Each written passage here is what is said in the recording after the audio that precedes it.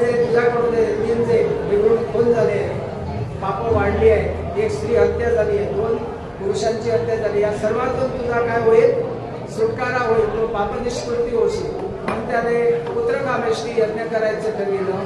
पुत्रकामेष्टी यज्ञाला ऋष्यसिंह नावाचा स्वर्गातून एक श्रेष्ठ महंत ऋषी बोलवला. बरोबर वशिष्ठ ऋषी होते, वामदेव होते आणि भृगु ऋषी सुद्धा होते. आणि या सर्वांना घेऊन त्यांनी असा एक मोठा यज्ञ संपन्न केला. आणि त्या यज्ञातून एक तो अग्निदेव एक मनुष्य रूपाने वर आली आणि ते काय म्हणले बा, दशरथा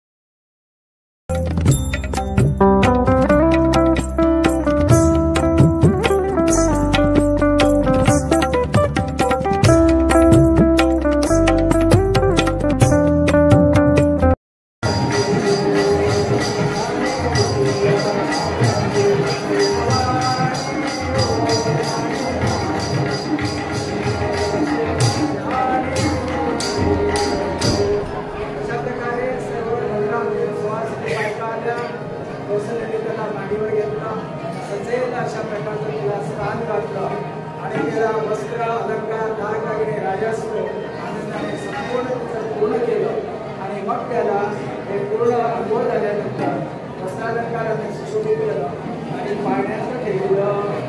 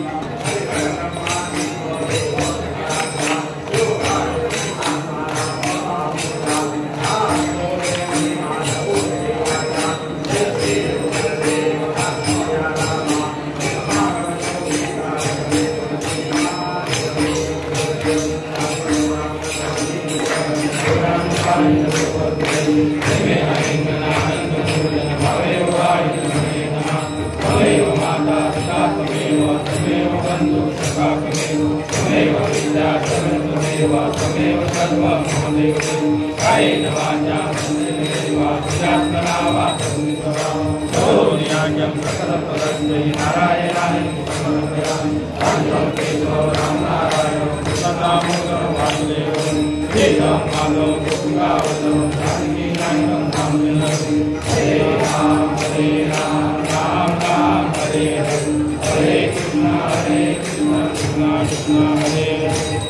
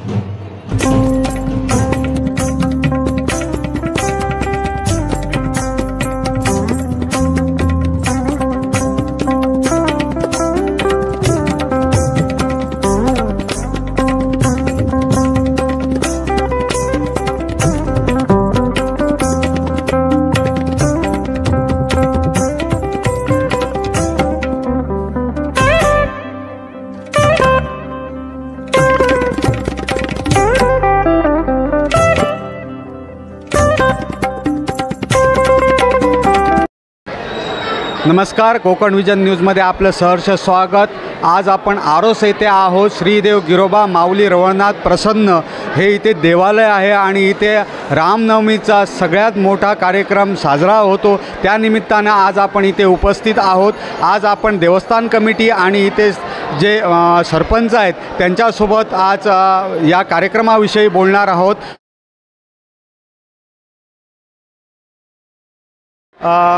आज हा कार्यक्रम आहे, तो कार्यक्रम कशा पद्धतीने तुम्ही साजरा करता त्याबद्दल थोडीशी माहिती द्या। नमस्कार, रामनवमीच्या सर्व भाविकांना हार्दिक शुभेच्छा। या ठिकाणी आपण दरवर्षी हा कार्यक्रम साजरा करतो आणि या कार्यक्रमाच्या निमित्ताने पाडव्यापासून एक महोत्सव, नाट्य महोत्सव भरला जातो आहे आणि कीर्तन असे कार्यक्रमांचा आढावा असतो आणि दर दिवशी हे कार्यक्रम होतात। त्याचप्रमाणे आज रामनवमीच्या दिवशी हा रामजन्म मोठ्या उत्साहात साजरा केला जातो आणि सर्व भाविकांना त्याबद्दल मी खूप खूप धन्यवाद देतो आहे आणि आभार व्यक्त करतो आहे। त्याचप्रमाणे या ठिकाणी आम्ही या मंदिराचं जीर्णोद्धाराचा कार्यक्रम जाहीर केलेला आहे। त्यानुसार जवळजवळ बरंच 60-70% काम पूर्ण झालेलं आहे। भाविकांचा पण उत्स्फूर्त प्रतिसाद आहे, देणग्या पण चांगल्या प्रमाणे देतात आणि काम कुठल्याही प्रकारे थांबलेलं नाही। तर यापुढेही असाच देणगींचा जो ओघ आहे तो चालू राहू दे आणि हे मंदिर एकदा पूर्णत्वास येऊ दे ही सर्व भक्तांना विनंती करतो आहे। आता आपण बघितलं की प्रभू रामचंद्राचं सध्या भक्तिमय वातावरण आहे। आपल्या देशामध्ये प्रभू रामचंद्राचं जेव्हापासून अयोध्येमध्ये ही जी स्थापना देवालयाची झालेली आहे, प्रभू रामचंद्र स्वतः येऊन बसलेले आहेत. सगळ्या ठिकाणी प्रभू रामचंद्रांची जी भक्तिमय वातावरण आपल्या देशामध्ये चालू आहे, त्या पार्श्वभूमीवर आपण पाहत आहे की आज आरोस येथे हे श्रीदेव गिरोबा माऊली रवळनाथ देवस्थान आहे.